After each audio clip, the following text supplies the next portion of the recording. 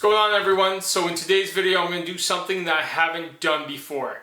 This is going to be a reaction video, and it's a reaction video to the 250th anniversary of the US Army. Now, the reason I'm doing this video is because I have not seen anything like this sort of video reaction on this anniversary. And what I mean by that, so everyone has seen these clips. Everyone has seen a lot of the comments, and I've seen it myself. And what I found is that there's not really anybody else talking about it the same way that I'm about to talk to you about this.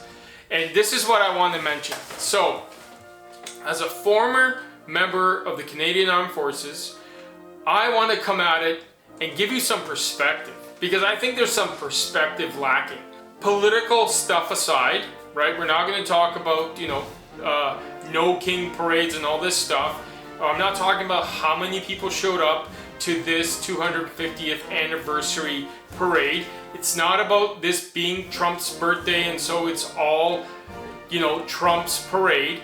I want to focus in on the dress and the deportment and the layout of this parade. Now, a lot of the talk has been about people comparing this parade to, let's say, the Russian parade, the North Korean parade. It's been compared to so many different ones. And all I've seen is negative connotations about this parade.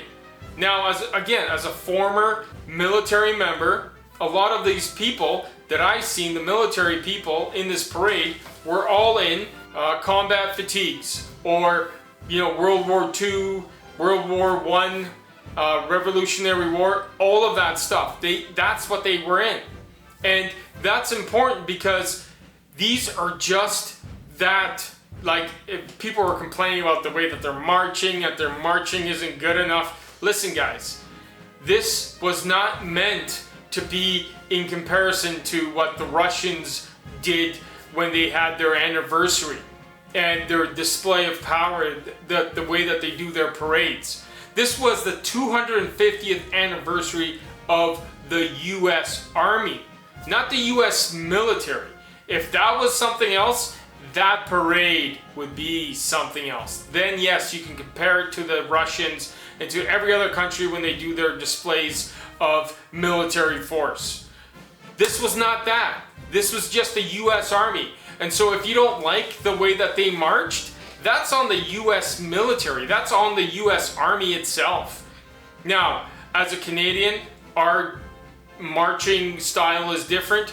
And yes, I've seen comments about the US parade being compared to that the Canadian Navy marching in West Edmonton Mall on Remembrance Day. Again, to those people comparing that, you can't. Those are reserves. They practice drill once a month, maybe. That's not their forte. The US military has amazing drill when it comes to weapons and everything else. That's possible. But a lot of that stuff is done for ceremonial things, and it's also done by other branches of the military, like the Marines and the Air Force and the Navy. That's separate. This is just Army.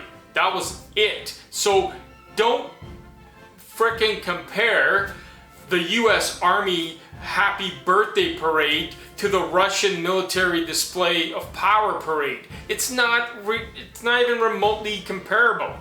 So again, that's all I wanted to get out, because there's a lot of confusion. And I'm sure I'm not the only one that sees this, but nobody else has commented on it.